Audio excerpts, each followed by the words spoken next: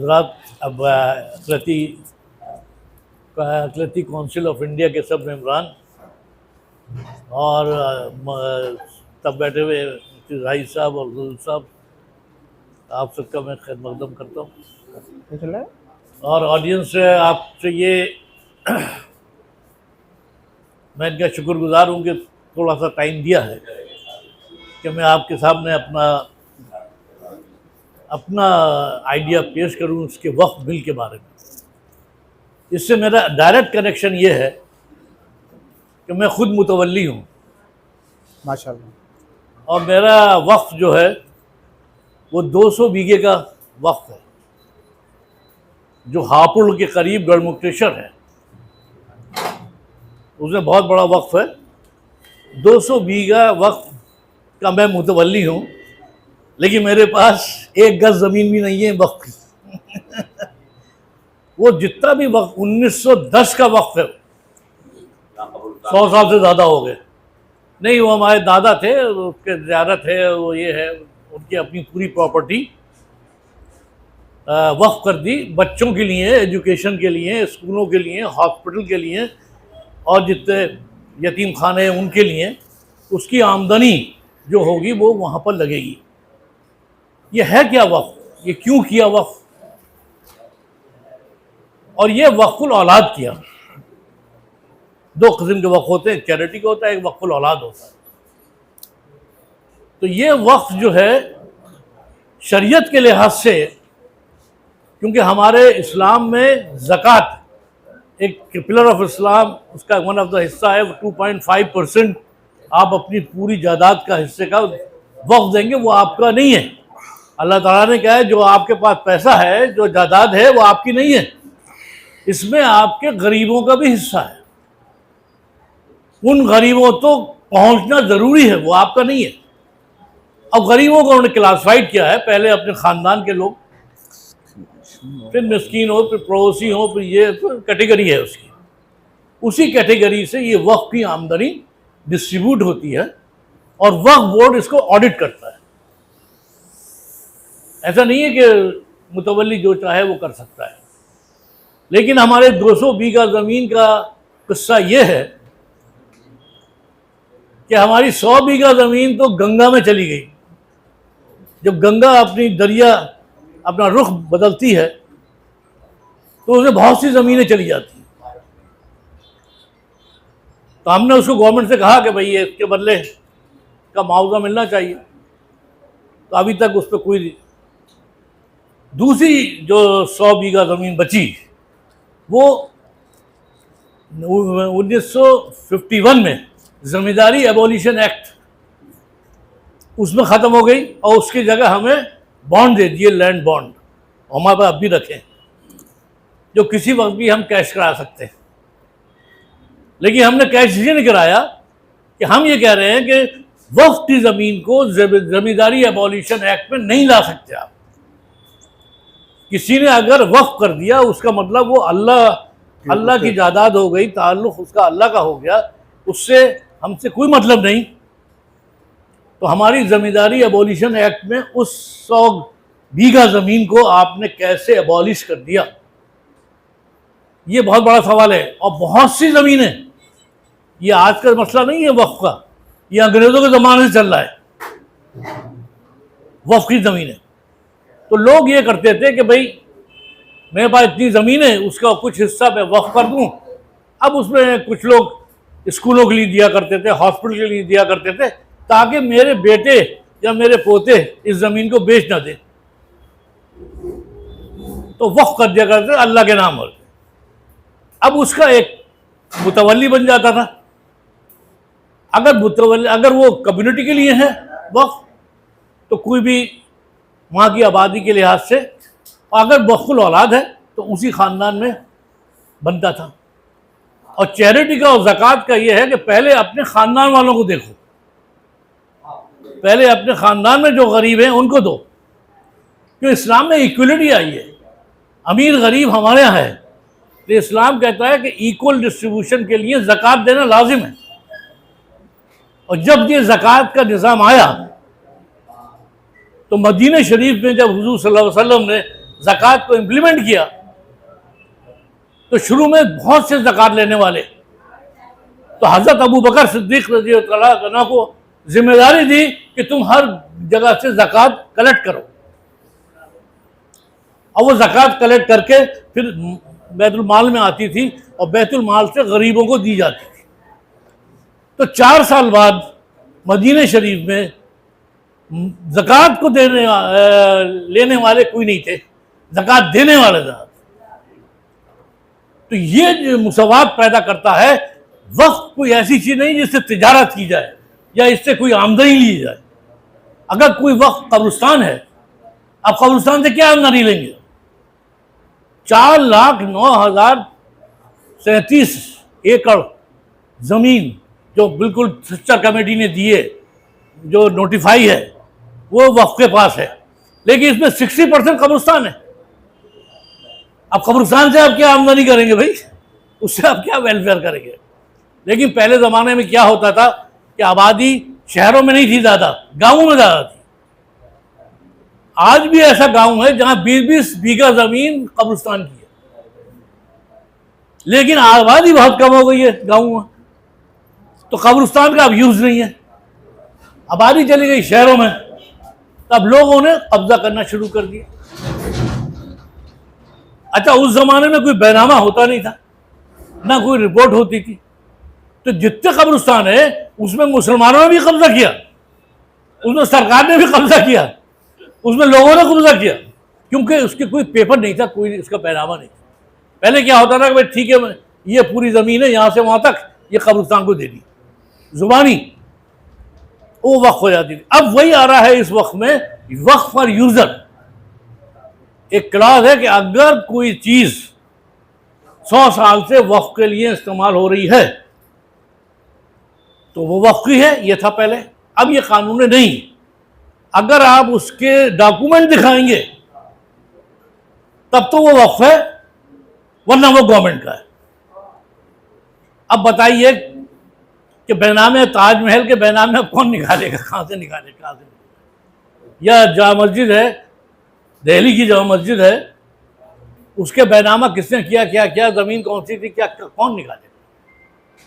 तो अब ये तय हुआ है कि वक्फ फॉर यूज़र, अगर यूज़ में है तो नया जो मशवरा आया है कि भाई जो यूज़ कर रहा है, वो हाई कोर्ट ने भी इस पर स्टे लगाया, वो सुप्रीम कोर्ट ने भी बनाया है कि जो यूज़ कर रहा है वो उसे यूज़र माना जाए, उस पर गवर्नमेंट को कोई दस्तावेज मांगने का हक नहीं है।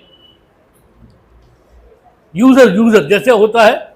तो ये सब चीज़ें अब आप समझिए कि ये लीगल बहुत इंपॉर्टेंट है, इसकी लीगलिटी।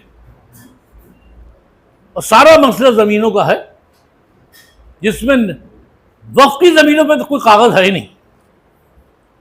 हमारे पास जो ओरिजिनल कागज़ था 47 में, जो गलमुक्तेशन में फिसाद हुआ, सबसे बड़ा फिसाद, हिंदू मुस्लिम फिसाद गलमुक्तेशन में हुआ था, जो नवाखाली के बाद गलमुक्तेशन में हुआ। उसमें हमारे पूरे ख़ानदान के लोग जो हैं शहीद कर दिए गए और घर में आग लगा दी गई। अब सब कागज़ जल गए, तो ओरिजिनल हम कहाँ से लाएं? लेकिन नकल है हमारे पास, हमने वहाँ से नकल निकलवाई है। तो ये सब मामला हमारी भी जितने मुस्लिम ऑर्गेनाइजेशन है उनकी भी लापरवाही है कि उन्होंने अब तक कोई कागज़ ही नहीं बनवाया, कम से कम रजिस्टर्ड ही करा लेते कि भाई ये ज़मीन है। तो ये लीगल मामला बहुत है। अब इंशाल्लाह उम्मीद है सुप्रीम कोर्ट से, उन्होंने ऑलरेडी 3 स्टे कर दिया है। और दूसरी बात ये, जो काउंसिल CWC काउंसिल वर्किंग, जो सेंट्रल वक्फ काउंसिल, उसमें 20 मेंबर होते, अब उन्होंने 10 मुस्लिम कर दिए और 11 नॉन मुस्लिम, जो कॉन्स्टिट्यूशन के खिलाफ है। आर्टिकल 26 हमें इस बात की इजाज़त देता है, और 29 कि अपने रिलीजियस जो आपके अफेयर्स हैं उनको आप अपनी कम्युनिटी से एडमिनिस्ट्रेटर भी कर सकता है और वही कर सकता है, वही इंतज़ाम करेगा। ये कॉन्स्टिट्यूशन राइट है हमारा, फंडामेंटल राइट है। उन्होंने नहीं। अब मेंबर में मैं कुछ एक्ट देख के पॉइंट लिख के लाया हूँ। अब समझिए कि CWC जो है 3 मेंबर होंगे पार्लियामेंट के, 2 फ्रॉम MP, ये भी सही है। इसमें 2 MP होंगे और 1 स्टेट असेंबली, लेकिन मुस्लिम कंडीशन निकाल दी। पहले इसमें था there are should be 3 Muslim from the parliament, 2 from the MP from the state assembly. अब वो मुस्लिम वर्ड निकाल दिया। अब ये 3 नॉमिनेशन होगा गवर्नमेंट का, ये बहुत गलत चीज। दूसरी बात ये है कि 3 मेंबर फ्रॉम मुस्लिम ऑर्गेनाइजेशन, ये रहा। 3 मेंबर होंगे मुस्लिम ऑर्गेनाइजेशन के, ये रहा चेयर।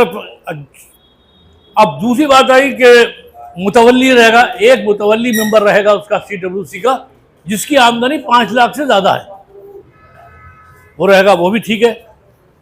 मुस्लिम स्कॉलर 3 है, वो भी ठीक है, मुस्लिम स्कॉलर है। ये टोटल बैठते हैं 10। और दूसरी बात यह है कि 2% फ्रॉम जजेस, इसमें कोई मुस्लिम कंडीशन खत्म कर दी, कोई भी जज हो सकता है। 1 एडुकेट फ्रॉम, इसका भी मुस्लिम कंडीशन खत्म कर दी। 4% फ्रॉम, ये सब चीजें जो काउंसिल में आपके एक्ट किया है, ये मुस्लिम की इंक्रोचमेंट है अगेंस्ट द कॉन्स्टिट्यूशन। भाई एक हमने मदरसा खोला और मदरसे की हमने एक कमेटी बनाई, अगर उस मदरसे को डिस्प्यूट होता है और वो मसला CWC में जाता है, तो 11 मेंबर जो नॉन मुस्लिम हैं वो हमारे मदरसे के बारे में कुछ भी नहीं जानते, तो वो क्या फैसला लेंगे, या कब्रिस्तान के बारे में क्या फैसला लेंगे। अब जैसे आप बंदा कमेटी गुरु नानक आप बैठे हुए हैं, आपके बहुत बड़ी ऑर्गेनाइजेशन है, हमसे ही बड़ी ऑर्गेनाइजेशन है, लेकिन अपनी कमेटी चल रही है, ठीक ठाक चल रही है, कोई प्रॉब्लम नहीं है उसमें। अब आप कहेंगे नहीं साहब इनकी कमेटी में भी 2 मुसलमान होंगे, जो कि मुसलमान कोई जानते ही नहीं इनके बारे में, रिलीजन के बारे में, कैसे डिस्ट्रीब्यूशन होता है, कैसे वो होता है। तो ये तो बेसिकली लॉजिकली गलत है। तो ये हुकूमत से पूछे जाए कि मुस्लिम को आप क्यों हटाना चाहते हैं वक्फ बोर्ड की कौन सा, जो कि ऑलरेडी एक्ट पे है। एक उन्होंने एडिशनल सिक्योरिटी और जॉइंट सिक्योरिटी अब बढ़ाया है कि एडिशनल सिक्योरिटी 1 मेंबर होगा। तो ये 20 मेंबर में 11 नॉन मुस्लिम और 10 मुस्लिम। अब फिर ये क्या कि भाई 3 मेंबर में 2 वुमेन होंगी, उसमें भी जरूरी नहीं है मुस्लिम हो, कोई भी हो सकता है। हमें यह मतलब नहीं है कि भाई आपको, लेकिन कॉन्स्टिट्यूशन के खिलाफ है। इसमें कोई मजहब और हिंदू मुस्लिम की बात नहीं है, इसमें बात हो रही है कॉन्स्टिट्यूशन की। कॉन्स्टिट्यूशन वायलेट हो रहा है। अब वायलेशन ऑफ आर्टिकल 15, 25, 26, 29, इतने आर्टिकल वायलेट हो रहे हैं इस वक्त। तो लीगली पूरा बिल, एक एक पॉइंट अगर आप पढ़ें, एक एक पॉइंट रिजेक्ट होने के कारण। इसलिए डिमांड यही है कि ये बिल की ज़रूरत नहीं है, इस बिल की आप रखिए। जबकि ऑलरेडी एक बिल 94 का पास आउट है, जिसका अमेंडमेंट किया था, स्ट्रक्चर कमेटी ने किया था। 2000 उसमें लोग आए थे, 2014 तक वो बिल मौजूद है, उसमें कुछ नहीं किया। अब नया बिल ले आए।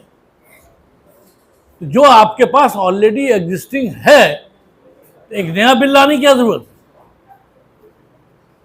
अगर उस बिल का कोई वायलेशन हो रहा है तो ठीक है, एडमिनिस्ट्रेटिव पावर है। दूसरी बात ये, जो CEO होगा, chief executive officer of the Waqf, Sunni Waqf board है लखनऊ में, उसका जो चीफ एग्जीक्यूटिव ऑफिसर है वो मुस्लिम है। इन्होंने वो वर्ड हटा दिया कि मुस्लिम होना जरूरी नहीं है। चीफ एग्जीक्यूटिव ऑफिसर जो सारे फैसले करता है। तो ये सेक्शन 23 का वायलेशन है। तो एक एक आर्टिकल आप देखें तो कॉन्स्टिट्यूशन का वायलेशन है। इसमें ना हिंदू है ना मुस्लिम है, ये कॉन्स्टिट्यूशन का वायलेशन। तो हमारी पूरा वर्क ये है कि भाई अकॉर्डिंग टू कॉन्स्टिट्यूशन आप इसे करिए जो इसमें करना है आपको।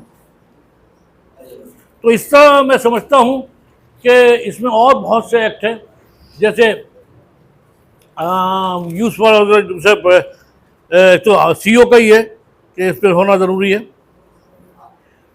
तो ये एक टेक्निकल मसला है, हालांकि पॉलिटिकल एजेंडा है ये। लेकिन लीगल उस पर आ गया ये, क्योंकि हमें तो मालूम है ना सारा रिफॉर्म, चाहे वो 3 तलाक हो, चाहे वो लव जिहाद हो, चाहे वो कुछ हो, वो सब ये गवर्नमेंट मुसलमानों का सुधार चाहती है। सारे जो कानून आ रहे हैं वो मुसलमानों के सुधार के लिए आ रहे हैं, जबकि माइनॉरिटी का स्कॉलरशिप जो है बंद हो गया, बच्चों का नहीं मिल रहा। आज़ाद फाउंडेशन, एजुकेशन आज़ाद फाउंडेशन बंद हो गई, उसका कुछ नहीं हुआ। मदरसे बंद हो गए, उसका कुछ नहीं हुआ। तो ये बात बहुत लीगल उसकी है, ये पॉलिटिकल एजेंडा उनका हो सकता है, लेकिन हमारा ये लीगल कॉन्स्टिट्यूशनल हमारा ये डिमांड है। हम अपने कॉन्स्टिट्यूशन को फॉलो कर रहे हैं, हम अपने हक को ले रहे हैं, फंडामेंटल राइट्स हमारा मिल रहा है। तो इसको बहुत सोच समझ के, जज्बात में कोई फैसला नहीं लेना है। एक आपने सजेशन देता हूँ, अक़लियती काउंसिल है, इनमें एक कमेटी बना दी जाए और उसके बारे में एक ड्राफ्ट जो है वो अपना एडिशन मुफ्ती साहब एक कमा के एक जैसे लीगल डॉक्यूमेंट जाए, तब तो उसमें कुछ फ़ायदा है कि भाई ये सपोर्ट आ रही है हर आर्टिकल पढ़ के। थैंक यू वेरी मच, आपका सबका बहुत बहुत शुक्रिया जनाब मुफ्ती साहब, जाहिद साहब, thank you very much. Bye. नाज़रीन, अगर आप हमारे तहरीक पॉइंट चैनल पर नए हैं तो इसे सब्सक्राइब करें, शेयर करें और साथ ही अपनी कीमती मशवरों से हमें नवाजें।